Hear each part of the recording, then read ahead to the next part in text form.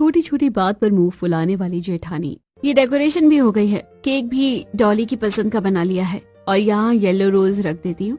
ये डॉली का फेवरेट है, उसको बहुत पसंद आएगा। आज आंचल की छोटी नंद यानी डॉली का बर्थडे है। आंचल घर की जिम्मेदार बहू होने के साथ साथ अपने 2 छोटे देवरों और नंद का भी बहुत ख्याल रखती है। उसने अपनी नंद के लिए ये प्यारा सा बर्थडे सरप्राइज प्लान किया है। लिविंग हॉल में पूरा सेटअप तैयार करने के बाद आंचल डॉली को आवाज लगाती है। हाय मेरी कमर, गिर गई मैं तो, कोई है, मुझे उठाओ। डॉली अपने कमरे में सो रही होती है, लेकिन बाहर से आंचल की ऐसी आवाजें सुनकर वो एकदम घबरा कर उठ जाती है। जैसे वो भागकर नाइट ड्रेस में हॉल में पहुंचती है, अचानक सारी लाइट्स ऑन हो जाती हैं और पूरे घर वाले नाइट ड्रेस में एक साथ बोल उठते हैं, happy birthday Dolly. Happy birthday Dolly. Thank God भाभी, आपने तो मुझे डरा ही दिया था, मुझे लगा सच में आप गिर गई हो। हाँ बिल्कुल गिर गई थी, लेकिन तुम्हें उठाने के लिए सब ठीक तो है, लेकिन ये इतना सारा सरप्राइज, थैंक यू भाभी, आप कितनी अच्छी हो, आप सबका कितना ख्याल रखती हो। मेरी प्यारी ननद, तुम भी तो इतनी खूबसूरत हो और मेरे बच्चों की तरह हो। चलो अब मिलकर केक काटते हैं। डॉली अपने सभी घर वालों के साथ, खासकर अपनी भाभी के साथ मिलकर केक काटने लगती है, लेकिन तभी अचानक वो कुछ देखकर बोल पड़ती है, अरे भाभी ये क्या, इतना अच्छा सेटअप, लेकिन केक मेरी पसंद का नहीं। आपको पता है ना मुझे चॉकलेट फ्लेवर पसंद नहीं है। ये क्या बात हुई, हर वक्त तो तुम चॉकलेट चॉकलेट करती रहती हो, मुझे लगा तुम्हें यही पसंद आएगा। मैंने इतने प्यार से बनाया है और तुमने 1 सेकंड में ही रिजेक्ट कर दिया। जाओ अब मुझसे कोई बात मत करना, खुद काट लो अपना केक। अरे मेरी प्यारी भाभी, मैं ये नहीं कह रही थी। अनुज भैया आप ही समझाओ ना भाभी को, मेरा मतलब बस इतना था कि मुझे वनीला बटरस्कॉच ज्यादा पसंद है। मैं तुम नंद भाभी के बीच क्यों बोलूं? तुमने अपनी भाभी को नाराज किया है, अब खुद ही जाकर मनाओ। केक वाली बात पर आंचल नाराज होकर अपने कमरे में जाकर बैठ जाती है। उसे मनाने के लिए डॉली पीछे पीछे जाती है और साथ में दोनों देवर भी आ जाते हैं। उधर सास ससुर आपस में बात करते हैं। वैसे तो आंचल बहू की सारी बातें ठीक है, वो घर बहुत अच्छे से संभालती है, लेकिन बात बात पर मुंह फुला लेना, इसकी ये आदत नहीं जाएगी। अरे वो सबकी लाडली बन गई है, इस घर में सब उससे बहुत प्यार करते हैं। इधर तीनों भाई बहन मिलकर आंचल को मनाते हैं। मेरी प्यारी भाभी देखो, मैं आपकी पसंद की चॉकलेट ले आई हूँ, प्लीज मान जाओ ना। अरे चलो यार, बचपना छोड़ो, उसका बर्थडे है, बर्थडे गर्ल खुद तुम्हें मना रही है। देखो मान तो जाऊंगी, लेकिन मेरी एक शर्त है, केक कटने के बाद हम सब बाहर आइसक्रीम खाने जाएंगे। हाँ भाभी बिल्कुल, हम पार्टी बाहर ही करेंगे। तो चलो फिर बाहर आओ, सब केक काटते हैं। इस तरह डॉली का बर्थडे मनाया जाता है और फिर सब नाइट ड्रेस में ही आइसक्रीम खाने आइसक्रीम पार्लर जाते हैं। आंचल अच्छी है पर जल्दी नाराज हो जाती है। इसी रूट ने मनाने में कुछ दिन बीतते हैं। एक शाम डिनर के दौरान सावन बोलता है, क्या यार भाभी, रोज आलू गोभी आलू गाजर, मैं तो बोर हो गया हूँ। आप प्लीज कल मेरे लिए लंच में राजमा चावल पैक कर देना, और हाँ साथ में रायता भी। भाभी जब चावल बनेंगे ही तो साथ में छोले भी बना लेना, आपको तो पता है मुझे छोले चावल बहुत पसंद है, और अगर भटूरे भी बना दो तो मजा ही आ जाए। अरे तुम सबने तो अपनी अपनी फरमाइशें बता दी। आंचल मेरे लिए तो तुम मिक्स वेज पुलाव बना देना, मुझे राजमा और छोले बिल्कुल पसंद नहीं है। सब लोग आंचल को अपनी अपनी पसंद बताकर डाइनिंग एरिया से सीधे अपने कमरों में सोने चले जाते हैं। अगली सुबह जल्दी उठकर नहा धोकर आंचल रसोई में आ जाती है और खाना बनाने लगती है। तभी डॉली अपने कमरे से नाइट सूट में उठकर किचन में आती है। गुड मॉर्निंग भाभी, अगर सबका खाना बन गया हो तो प्लीज मेरे लिए नाश्ते में मैक्रोनी बना देना, मेरा बहुत मन हो रहा है आपके हाथ की मैक्रोनी खाने का।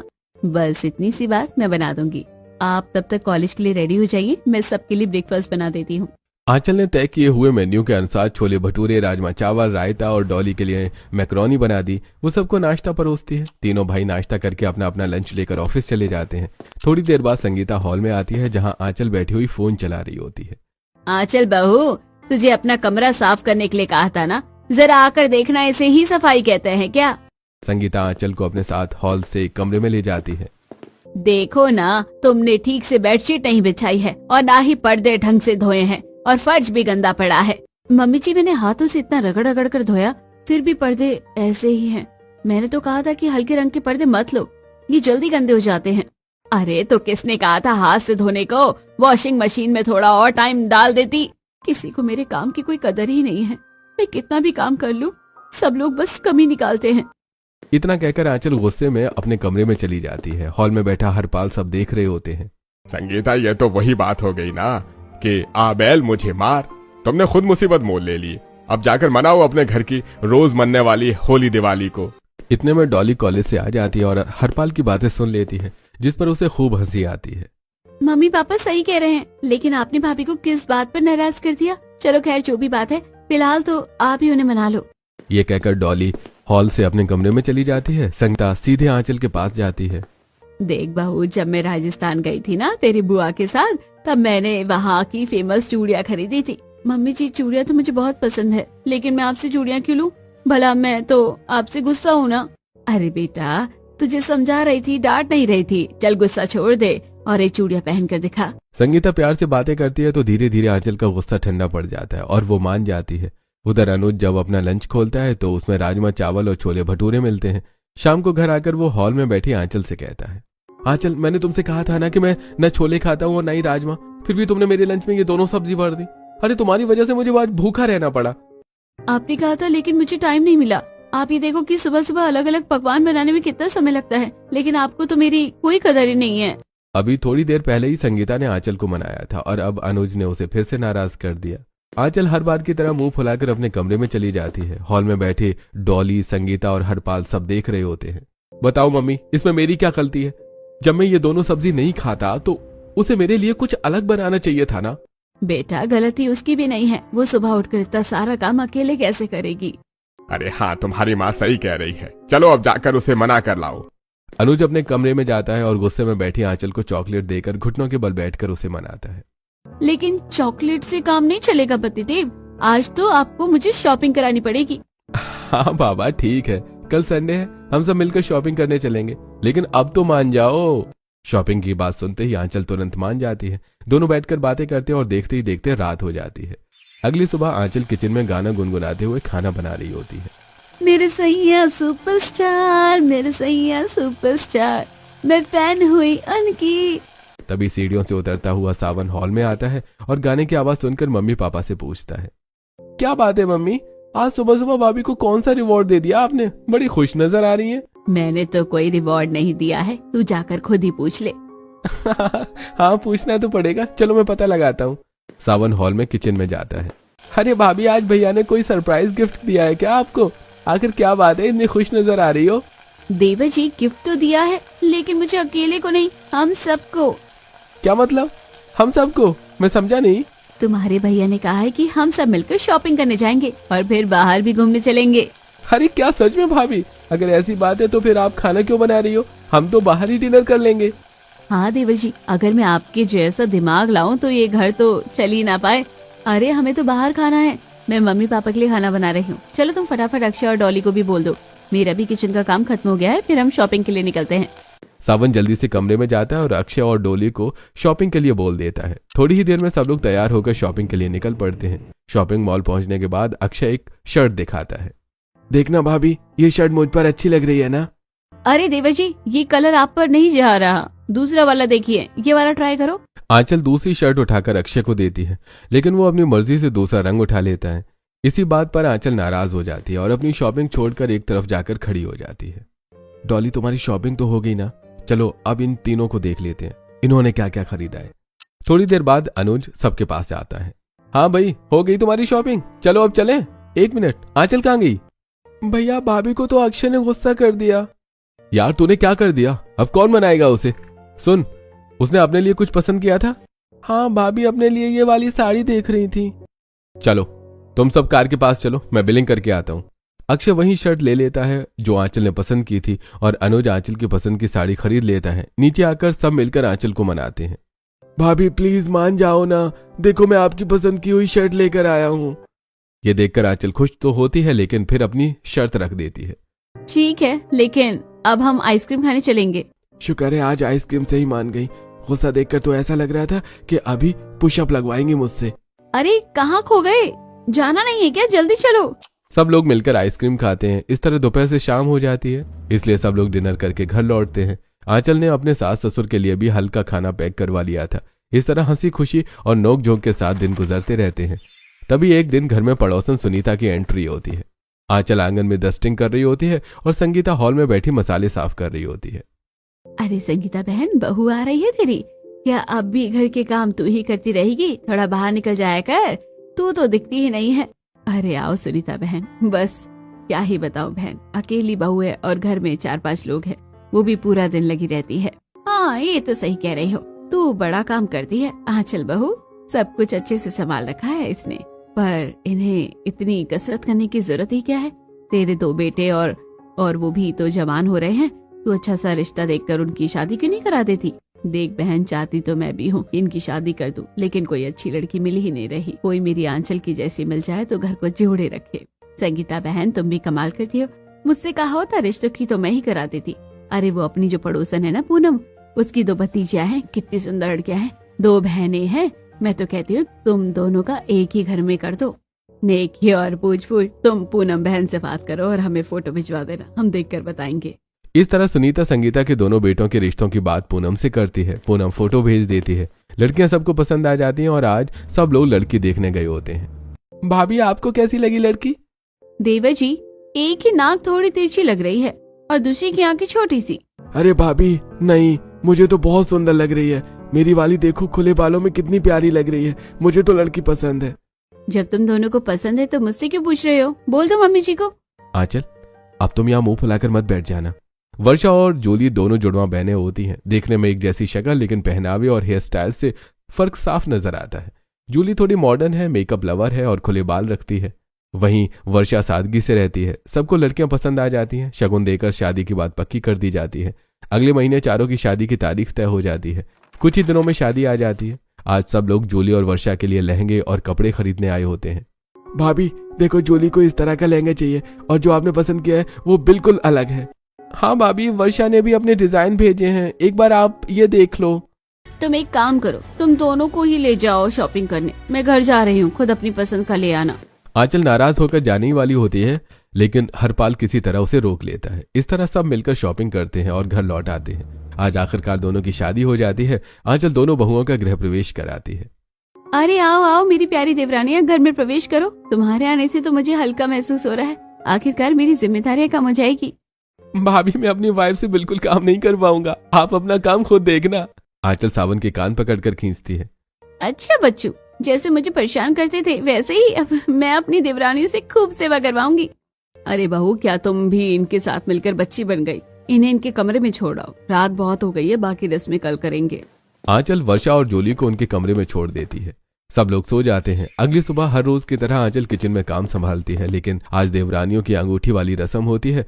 वो एक परात में दूध और गुलाब के फूल डालकर हॉल में रख देती हैं और सबको बुला लेती हैं। ये चारों मिलकर रस्म करते हैं। देवर जी, आप दोनों को ही जीतना है, देख लो, जो कोई भी जीतेगा पूरी उम्र उसकी ही चलेगी। इधर अक्षय और उधर सावन दोनों जानबूझकर अपनी अपनी पत्नियों को जिता देते हैं। मुझे पता है तुमने जानबूझकर किया है ये सब। अरे भाभी, हम हारे या जीते, चलनी तो आप लोगों की ही है। हाँ भाभी, ये बिल्कुल सही कह रहा है। देखो, पहले मम्मी की चलती थी, अब आप अपनी चलाती हो और अब इन दोनों की बारी है।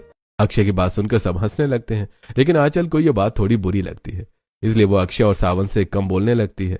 दोनों देवरानी भी ये नोटिस करती हैं कि उनकी जिठानी बात बात पर मुंह फुला लेती हैं। शाम तक यही माहौल बना रहता है। अक्षय अपने कमरे से किचन में आते हुए आंचल के पास आता है। भाभी, आपने मेरे व्हाइट शूज देखे क्या? मैं कब से ढूंढ रहा हूँ, मिल नहीं रहे। आंचल बिना कुछ बोले किचन से अपने कमरे में चली जाती है। हॉल में बैठी डॉली सब देख रही होती है। क्या हुआ भैया, जवाब नहीं मिला? आखिर भाभी आपसे गुस्सा है ना? कोई बात नहीं, मैं खुद ही ढूंढ लूंगा अपने जूते। आज पहली बार ऐसा हुआ है कि आंचल गुस्सा है, लेकिन किसी ने उसे मनाया नहीं। ऐसे कुछ दिन बीत जाते हैं। अब सावन और अक्षय की प्रायोरिटी बदल जाती है। वो सारा काम अपनी पत्नियों से करवाने लगते हैं। यह सब देखकर आंचल को बहुत बुरा लगता है। एक दिन नींद से उठती हुई डॉली जूली से कहती है, जूली भाभी, आपकी मम्मी बता रही थी कि आप पास्ता बहुत अच्छा बनाती है, आप प्लीज मेरे लिए पास्ता बना दो। आंचल भी किचन में काम कर रही होती है। अरे क्या बात है डॉली, अब तुमने मैक्रोनी छोड़कर पास्ता खाना शुरू कर दिया? अब तुम्हें मेरे हाथ की मैक्रोनी नहीं चाहिए क्या? भाभी, आपके हाथों की तो मैं पिछले 5 सालों से खा रही हूँ, अब नई भाभी के हाथों का भी तो खाना ट्राई करना है ना। क्यों भाभी, सही कह रही हूँ ना? हाँ बिल्कुल मेरी प्यारी ननद जी, आप बस थोड़ी देर रुको, मैं अभी आपके लिए बना कर लाती हूँ। आंचल को ये बात बहुत बुरी लगती है, लेकिन वो चुपचाप अपना काम करने लगती है। आंचल जेठानी जी, डॉली को खाने में मिर्च ज्यादा पसंद है या नॉर्मल? मुझे नहीं पता, डॉली से पूछ लो। ये कहकर आंचल गुस्से में अपने कमरे में चली जाती है। थोड़ी देर बाद जूली डॉली के लिए पास्ता बनाकर देती है। लगता है जेठानी जी को बुरा लग गया है, आपने मुझसे पास्ता बनवाया। अब आप एक काम करो, एक प्लेट पास्ता उनके कमरे में दे आओ। हाँ, उनका नेचर ही ऐसा है, ये ठीक रहेगा। चलो हम दोनों चलते हैं। तभी पीछे से वर्षा भी आ जाती है। अरे कहाँ जाने की बात हो रही है अकेले अकेले? डॉली वर्षा को सब कुछ बता देती है और अब तीनों मिलकर आंचल के कमरे में जाती हैं। सॉरी भाभी, हमें पता नहीं था कि आपको बुरा लग जाएगा। आज आंचल बिना ओवर एक्टिंग के उन्हें माफ कर देती है। इसके बाद चारों मिलकर पास्ता एंजॉय करती हैं। आंचल की दोनों देवरानियां दिल की अच्छी हैं, लेकिन आंचल को तो बात बात पर नाराज होना और फिर दूसरों से मनवाने की आदत सी पड़ गई है। ऐसे कुछ दिन बीत जाते हैं। हॉल में बैठा हरपाल अखबार पढ़ रहे होते हैं, तभी अक्षय और सावन भी अपने कमरे से निकल कर आते हैं। भाई क्या सोचा है तुम लोगों ने? तुम्हारी शादी को 1 हफ्ते से ज्यादा हो गया है, बहू को कहीं घुमाने नहीं ले जाना है क्या? हाँ पापा, आपने बिल्कुल सही कहा। मैं तो इन दोनों को कह कहकर थक गया हूँ। अरे जूली और वर्षा तो कह रही थी कि इन्हें हिल स्टेशन जाना बहुत पसंद है, लेकिन इन दोनों नालायकों ने अब तक टिकट ही नहीं कराई। तो बेटा तू इनका बड़ा भाई है, थोड़ा ज्ञान दे इनको और इनकी टिकट तू ही बुक कर दे। हाँ पापा, बिल्कुल सही कह रहे हो। चलो मैं तुम चारों की मसूरी की टिकट कर देता हूँ और ये मेरी तरफ से तुम्हारी शादी का गिफ्ट है। भैया आपने इतनी जल्दी कर दिया, अब हमें शॉपिंग भी तो करनी पड़ेगी ना मसूरी जाने के लिए। अरे कितना टाइम लगता है शॉपिंग में? किचन संभालने वाली तो आंचल है ना, तुम जाओ चारों जाकर कर लो शॉपिंग। अनुज हॉल में बैठे बैठे चारों की मसूरी की टिकट बुक कर देता है। इधर ये चारों फटाफट शॉपिंग के लिए निकल जाते हैं और खुश होते हुए घर लौटते हैं। लेकिन इन सब में आंचल की कोई राय नहीं ली जाती और अब वो बहुत गुस्से में अपने कमरे में मुंह फुलाकर बैठी होती है। तभी अनुज वहां आता है। अरे मुंह फुलाकर क्यों बैठी हो, क्या हुआ तुम्हें? मुझे तो आप कहीं नहीं ले गए घुमाने, और क्या हो जाता अगर आप हमारी भी टिकट बुक कर लेते, हम भी इनके साथ मसूरी चले जाते। सुना है वहाँ बर्फ पड़ रही है। अरे ऐसे अच्छा थोड़े लगता है, ये हमसे छोटे हैं और फिर अपने टाइम पर हम गए थे, हमने खूब एंजॉय किया था, अब इन्हें एंजॉय करने दो। और उन्होंने जो मेरे बिना शॉपिंग की है, मुझे एक भी बार नहीं पूछा। अच्छा बाबा, मैं तुम्हें शॉपिंग भी करवाऊंगा पक्का, और तुम्हें कैंडल लाइट डिनर पर भी ले चलूंगा। अरे प्लीज गुस्सा छोड़ दो। गुस्सा तो आंचल को सावन और अक्षय पर आ रहा था, लेकिन जब अनुज उसे प्यार से मनाता है तो वो मान जाती है। इधर चारों हनीमून पर जाते हैं और उधर अनुज आंचल को कैंडल लाइट डिनर पर लेकर जाता है। 1 हफ्ते की ट्रिप के बाद आखिरकार ये चारों घर वापस आते हैं। भाभी कैसी रही आपकी ट्रिप? मसूरी में तो बर्फ पड़ी है ना, खूब मजा आया होगा, मैंने आपकी वीडियो देखी। अरे इन्हें अंदर तो आ जाने दे, इतनी दूर से ट्रैवल करके आए हैं और तू गेट पर ही बातें करने लगी। बेटा तुम लोग अपने कमरे में जाकर आराम करो, डॉली तुम सुबह बातें करना। इसी तरह सब लोग सो जाते हैं। अगली सुबह तीनों बहुएं उठती हैं और अपने अपने पतियों के लिए टिफिन पैक करती हैं। वर्षा और जूली मसूरी से सबके लिए गिफ्ट लेकर आई होती है। वर्षा जूली के कमरे में जाती है। जूली, मुझे लगता है जेठानी जी हमसे गुस्सा है। आखिर हमने जाने से पहले उनसे कुछ सलाह भी नहीं ली और ना ही उन्हें शॉपिंग पर ले गए। हाँ तुम सही कह रही हो, लेकिन कोई बात नहीं, मैं भी उनके लिए ये प्यारा सा मंगलसूत्र लाई हूँ। चलो हम उनके पास चलते हैं। दोनों डॉली को भी अपने कमरे से बुला लेती हैं और तीनों आंचल के कमरे में जाती हैं, जहां आंचल मुंह बनाकर सोने की एक्टिंग कर रही होती है। क्या है, तुम लोग मुझे सोने क्यों नहीं दे रहे हो? जेठानी जी देखो हम आपके लिए क्या लेकर आए हैं। भाभी, जब मैं हनुमान जी के मंदिर गई थी तो ये मूर्ति आपके लिए लेकर आई हूँ, देना भूल गई थी। वर्षा और जूली अपने अपने गिफ्ट आंचल को देती हैं। तीनों बैठकर चाय के साथ खूब गपशप करती हैं, लेकिन आंचल के मन में भी अब भी थोड़ी नाराजगी रहती है। अगली सुबह सब लोग नाश्ता कर रहे होते हैं। वर्षा, आज डिनर में मेरे लिए कढ़ी चावल बनाना, और हाँ मुझे कढ़ी पकौड़े वाली पसंद है, साथ में पापड़ और मिक्स वेज भी। देवर जी, आपको तो केवल मेरे हाथ की कढ़ी पसंद थी ना, अब क्या हो गया? अरे भाभी, हम मेरी वाइफ आ गई है ना, तो आपको तकलीफ क्यों देना। इसी तरह दोनों देवर अपनी अपनी पत्नियों से फरमाइश करके बाहर चले जाते हैं। इधर आंचल का मुंह फूला रह जाता है। किचन में काम करते हुए आंचल सोचती है, ये दोनों तो बिल्कुल गिरगिट की तरह रंग बदल गए, भाभी को जैसे भूल ही गए, दोनों जोरों के गुलाम बन गए। तभी किचन में संगीता आती है। आंचल, संडे को तेरी बुआ सास आएगी, उनके बेटे की शादी है तो इनविटेशन देने आएगी, शायद 1-2 लोग और भी आए उनके साथ। और तुम्हें तो पता है ना, संडे को जूली और वर्षा मायके जाएगी, तो मेहमानों के हिसाब से सही से खाना बना लेना।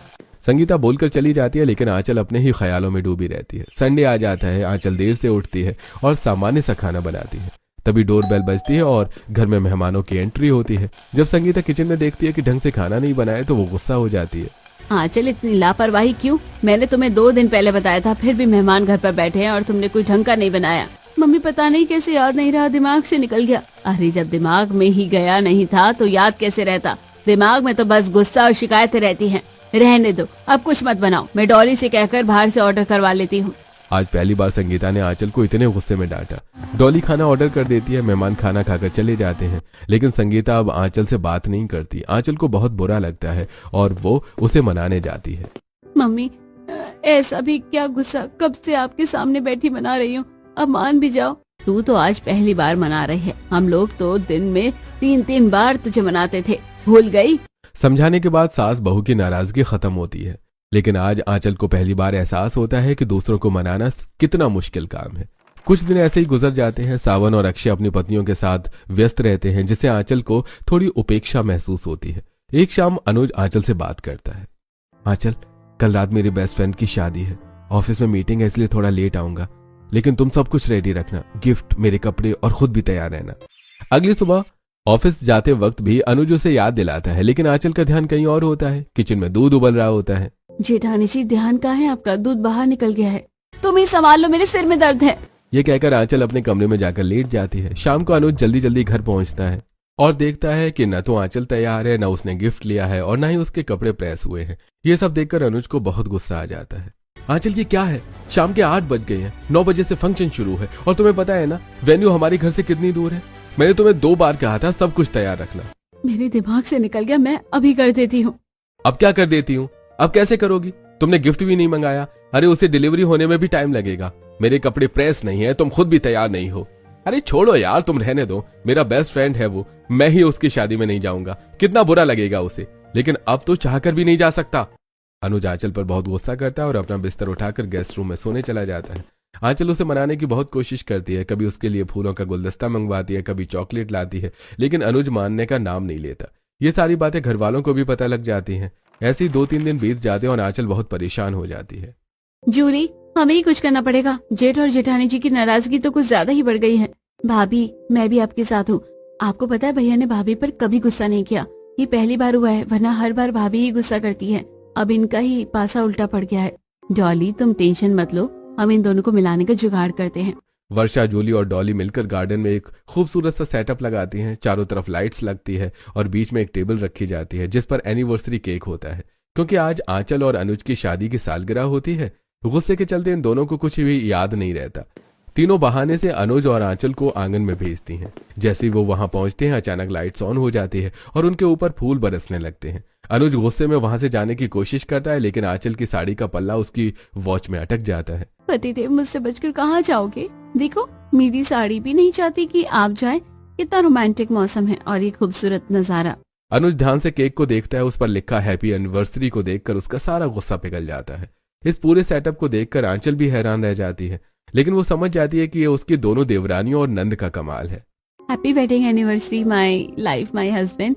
आई एम सॉरी, प्लीज मुझे माफ कर दो, मैं आगे से किसी भी फैमिली मेंबर पर गुस्सा नहीं करूंगी। मुझे भी माफ कर दो, मैंने तुम्हें बहुत परेशान किया और गुस्सा में ये भी भूल गया कि आज हमारी एनिवर्सरी है। थैंक यू इतनी सारी मेहनत करने के लिए। मैं सच में तुमसे गुस्सा नहीं होना चाहता था, लेकिन तुम्हारी हरकतें थी कि तुम सुधरने का नाम ही नहीं ले रही थी। अब मुझे समझ आ गया है कि बात बात पर नाराज होना और दूसरों से मनाना कितना मुश्किल होता है। पिंकी, प्रॉमिस, मैं आगे से ऐसा नहीं करूंगी।